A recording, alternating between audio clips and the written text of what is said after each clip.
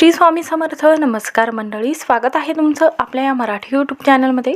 स्वामींच्या कृपेने आपला दिवस आनंदात जाओ हीच मी स्वामींच्या चरणी प्रार्थना करते आणि आजच्या नवीन व्हिडिओला सुरुवात करूया. यंदा शारदीय नवरात्र 19 मार्च 2026 वार गुरुवार या दिवसापासून तर 9 दिवस 27 तारखेपर्यंत चैत्र नवरात्र आहे.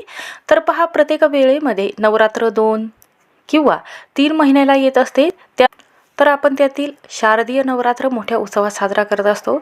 तर नवरात्र सप्तमी जे आहे किंवा अष्टमी जे आहे या दिवशी काही सेवा केली जाते, कुंकुमार्चन केले जाते. म्हणून यंदा 27 मार्च वार शुक्रवार राहणार आहे.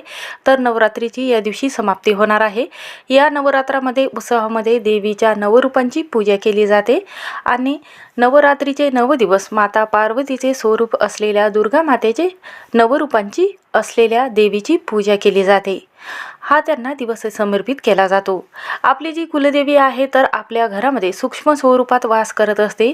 देवीची ओटी भरणे म्हणजे आपल्या कुळाचाराचा एक भाग म्हटला जातो. 9 दिवसामध्ये मनोभावे सेवा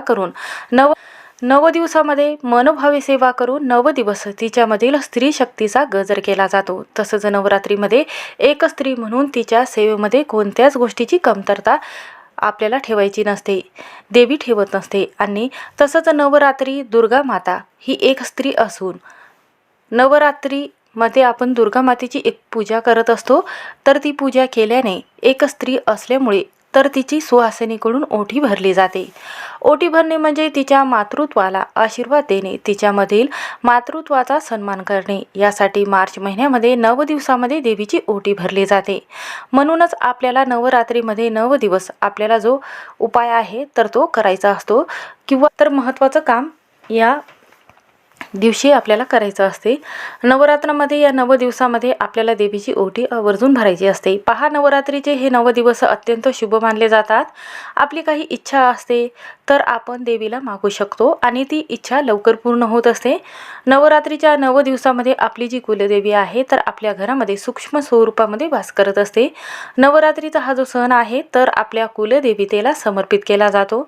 जगदंबा असेल किंवा आपली तुळजापूरची आई असेल किंवा माहूरची आई असेल तर या सर्व देवीला हा नवरात्र दिवस जो आहे 9 दिवस आहे तर तो समर्पित केला जातो. एवढं धार्मिक आणि वास्तुशास्त्रामध्ये महत्त्व जे आहे तर ते दिलं गेलेलं आहे. जास्तीत जास्त आपल्या नवरात्रीमध्ये नवदेवीला इतकं महत्त्व दिलं गेलेलं आहे की त्यांची पूजा केल्याने घरामध्ये सुख समृद्धी येत असते, घरामध्ये पैसा येऊ लागतो. तेवढंच महत्त्व आपल्या घरामध्ये जेव्हा तुम्ही देवीची ओटी भरता त्यालाही दिलं गेलेलं आहे. कुलदेवीची पूजा केल्याने आपल्या जीवनातील जेवढे काही अडथळे असतात, लग्न कार्यामध्ये मुलाचे योग्य वर जुळून येत नसेल, लग्न कार्य मुलाचे जुळत नसेल, मुलाचं लग्न जुळलेलं असेल, लवकर मोडत असेल किंवा कोणत्याही कामामध्ये यश मिळत नसेल, नोकरीमध्ये असेल, व्यवसायामध्ये असेल, भरभरून यश मिळत नाही किंवा आपल्या कुलदेवीची पूजा विधीनुसार जर केली नाही तर आपल्या घरामध्ये अपघात होत असतो किंवा कोणत्याही घटना ज्या आहेत तर त्या अचानक येत असतात. घरामध्ये दुःख वादळ इतकं येते की संपतच नाही किंवा घरामध्ये नकारात्मकता येत असते. आपल्या घरामध्ये आपल्याला बसावं असं वाटत नाही. म्हणून नवरात्र संपण्या अगोदर आपल्याला आवर्जून नवरात्रीमध्ये आपल्याला ही अशी पूजा करायची आहे. आणि नवरात्र संपण्या अगोदर कोणत्याही परिस्थितीमध्ये तुम्ही उपास नाही केला तरीही चालेल किंवा सेवा नाही केली तरीही चालेल, पण अशा पद्धतीने घरच्या घरी आपल्याला कुलदेवतेची ओटी भरायची आहे. ही ओटी जर तुम्ही अशा पद्धतीने घरी भरत असाल तर एका रात्रीत तुमचं आयुष्याचं सोनं झाल्याशिवाय राहणार नाही. 30 वर्ष धन संपत्ती आरोग्य ऐश्वर व्यवस्थित राहील. तसंच ओटी भरत असताना ओटीमध्ये ही वस्तू आवर्जून असायला हवी. तसंच ओटी भरत असताना आपण ज्या शृंगाराच्या वस्तू मध्ये ठेवत असतो तर ते साहित्य देत असताना ज्या 2 वस्तू आहेत तर त्या चुकूनही आपल्याला कुलदेवतेच्या ओटीमध्ये टाकायचे नाही किंवा ओटी भरत असताना चुकूनही ठेवायच्या नाही किंवा वापरायच्या नाही. नवरात्रीमध्ये कोणतेही महत्त्वाचे नियम जर आहेत तर हे आजपासून आपल्याला पाळायचे आहेत. कोणता नैवेद्य तुम्ही ठेवू शकता, कोणती भाजी चुकूनही खाऊ नये. त्यामुळे व्हिडिओ हा शेवटपर्यंत नक्की पहा. चॅनलवर नवीन असाल तर नक्की सबस्क्राईब करा. कमेंटमध्ये ओम नमो भगवते वासुदेवाय नमः किंवा आपल्या कुलदेवतेचा मंत्र लिहायला विसरू नका.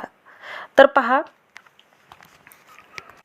तुमच्या जीवनातील ज्या काही अडचणी आहेत तर त्या दूर होतील. त्यामुळे हा मंत्र लिहायला विसरू नका. तर आपल्या कुटुंबावर आणि लहान मुलावर आणि पतीवर कधीही संकट येणार नाही. जर या 9 दिवसामध्ये तुमच्या घरामध्ये जर घटस्थापना तुम्ही करत असाल किंवा तुम्ही घटस्थापना घट मांडलेला नसेल तरीही तुम्हाला हा उपाय जो आहे तर तो करायचा आहे. तर पहा, ओटी का भरायची असते? तर असं म्हटलं जातं की ओटी भरल्याने आपल्या घरामध्ये संकट आलेलं आहे, अचानक आलेलं आहे तर ते थांबते. घरामध्ये नकारात्मकता असेल, काही गोष्टी अचानक होत असेल तर त्या कमी होतात. आजारपण नावालाही उरत नाही. घरातील वाद विवाद टळतात. मुलाचे लग्न कार्य योग्य वेळात ठरतात. आपल्या घरामध्ये मुलाचं लग्न ज्या वयात ठरायचं आहे किंवा कोणत्या वेळेला त्याला नोकरी लागावी किंवा कोणत्या वयामध्ये त्याला नोकरी लागावी त्या वयामध्ये त्याला नोकरी लागत असते. 2 महिन्यातील जे लग्न आहे जर मोडलेलं असेल तर अचानक आपल्या घरामध्ये अडचणी यायला लागतात की मुलाचं लग्न कोणत्या कारणाने मोडलेलं आहे. तर पहा आपल्या कुलदेवीचा जेव्हा आपल्या घरावर आशीर्वाद असतो तेव्हा घरातील कोणतेही विघ्न जे आहे तर ते नक्कीच टळतात.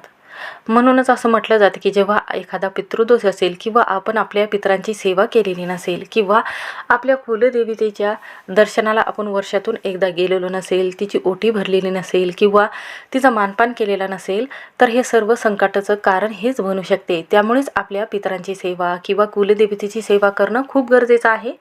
जर तुम्हाला या 9 दिवसामध्ये जमलं नाही तर तुम्ही अष्टमी किंवा नवमीलाही म्हणजेच 26 किंवा 27 तारखेला ओटी भरू शकता. ओटी कुठे भरायची आहे? तर पहा, ओटी भरत असताना आपण जिथे कलश मांडलेला आहे, आपण कुलदेवतेची पूजा केलेली आहे तर तिथे आपल्याला ही ओटी मांडायची आहे.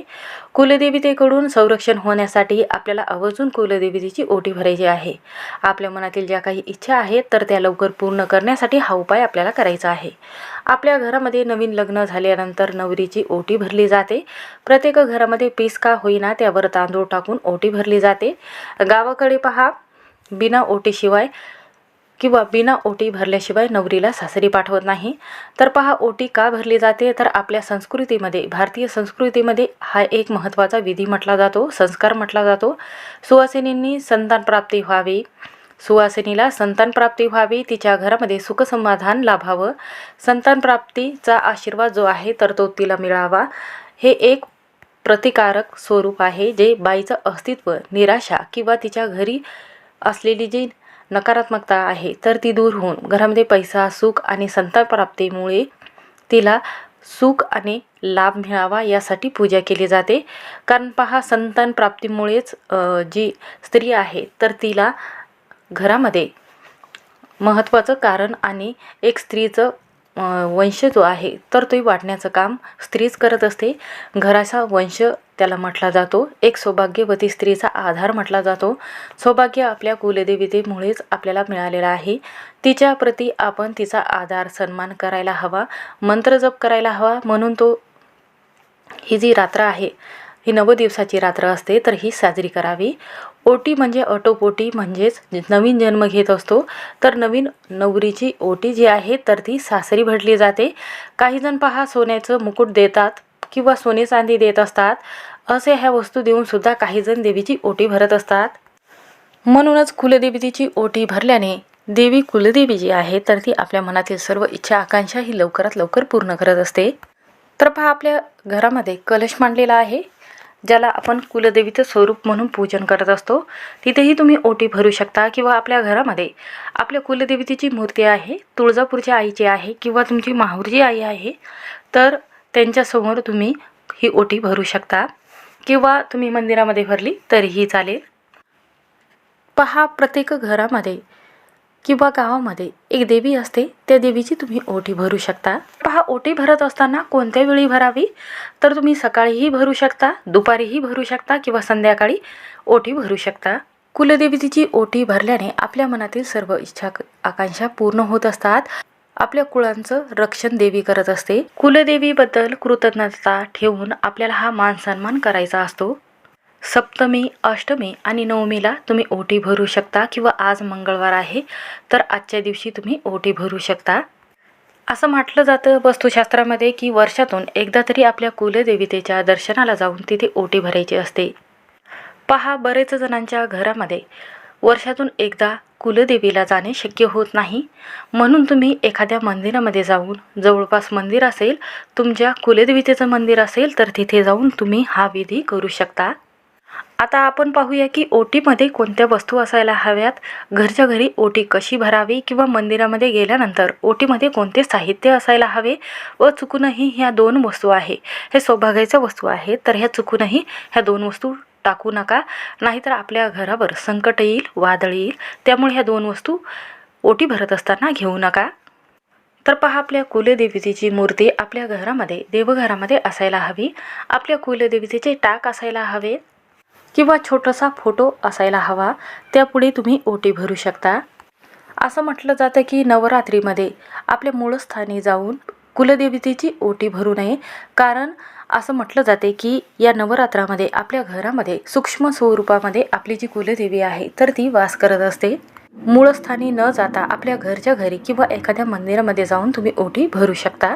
तर ओटी भरत असताना कोणी कोणी ओटी भरायची असते, तर घरातील महिला असेल, मुलगी असेल तर त्यांनी ही ओटी भरली तरीही चालेल, किंवा विधवा झालेली जी स्त्री आहे तर तीही ही ओटी भरू शकते.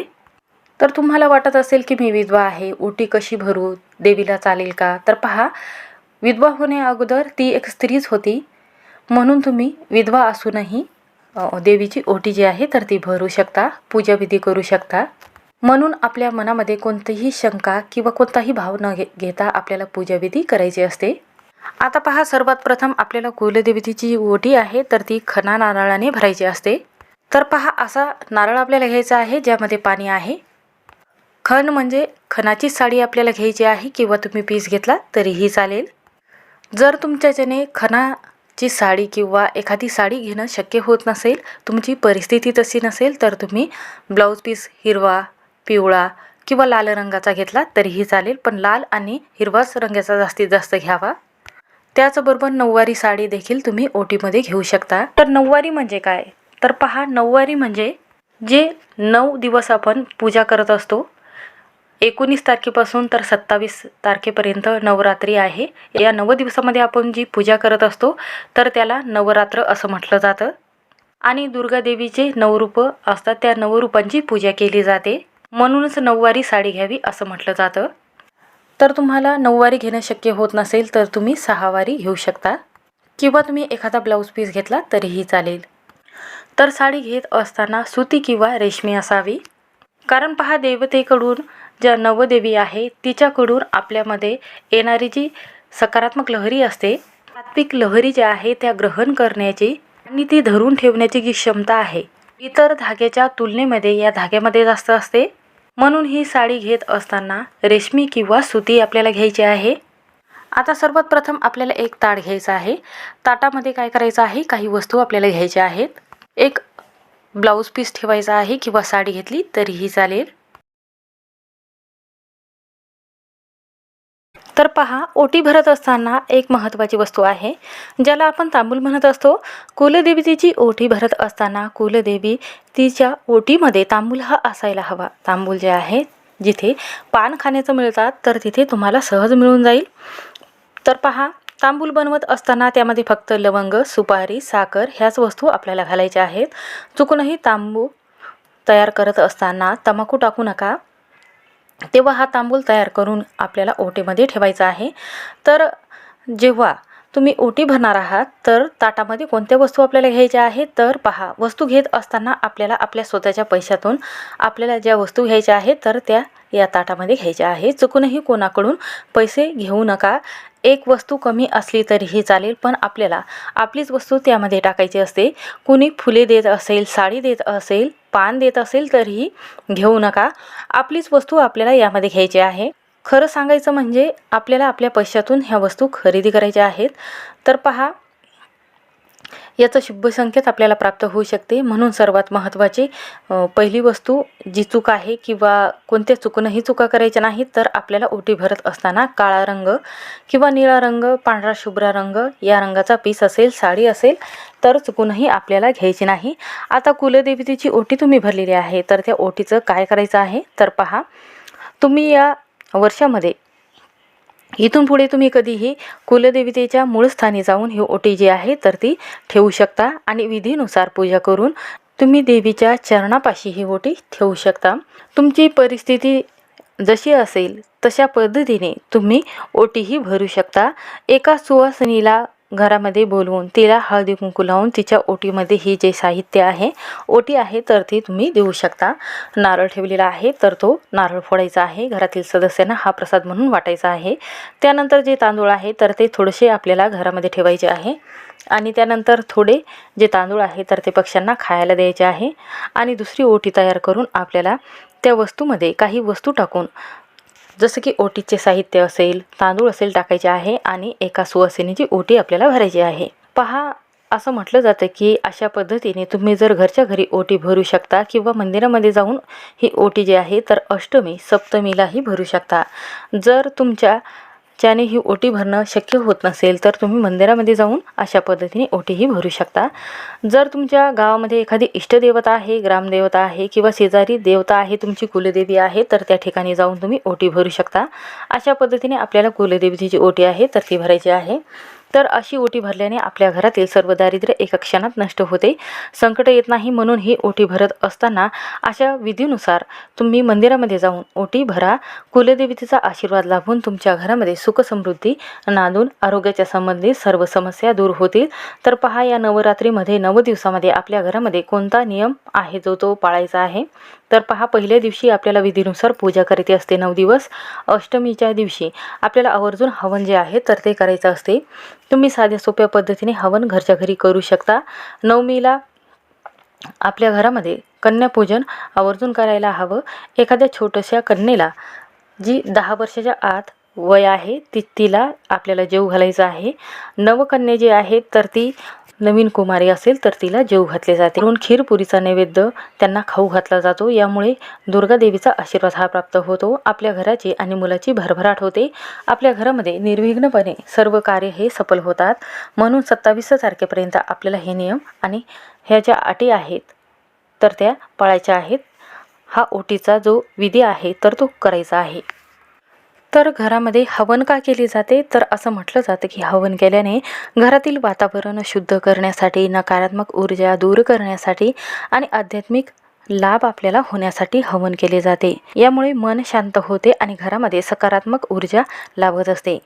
तर होम हवन जे आहे तर हा वैदिक विधी आहे, ज्यामध्ये पवित्र अग्नीमध्ये तूप टाकून लाकूड, समिधा, औषधी आणि धान्य अर्पण करून देवताला समर्पित केले जाते। असं म्हटलं जाते की ज्या दिवशी नवरात्रीमध्ये अष्टमी नवमीला हवन केले जाते ज्या घरामध्ये, त्या घरामध्ये सुख समृद्धी प्राप्त होते। असं म्हटलं जाते की स्वाहा या मंत्राचा उच्चार करून हवनाच्या साहित्याची अग्नीत आहुती दिली जाते। पूर्णतः शेवटी नारळ, बिड्याचे पान आणि सुपारी अर्पण करून पूर्ण आहुती द्यावी लागते। म्हणूनच एवढं महत्त्व जे आहे तर ते हवनाला दिलं जातं। हवनामध्ये जेव्हा आपण जे लाकूड वापरत असतो तर ते आंब्याचं लाकूड वापरलं जातं। हवनामुळे घरातील जंतू किंवा बॅक्टेरिया नष्ट होतात आणि घरामध्ये मानसिक शांती आपल्याला लाभत असते। कुंडलीतील अशुभ ग्रहाचा प्रभाव हा कमी होत असतो। म्हणूनच हवन हे केले जाते। म्हणून आवर्जून हा विधीनुसार पाळा, ज्यामुळे घरामध्ये सुख समृद्धी लाभेल। श्री स्वामी समर्थ। व्हिडिओ आवडला असेल तर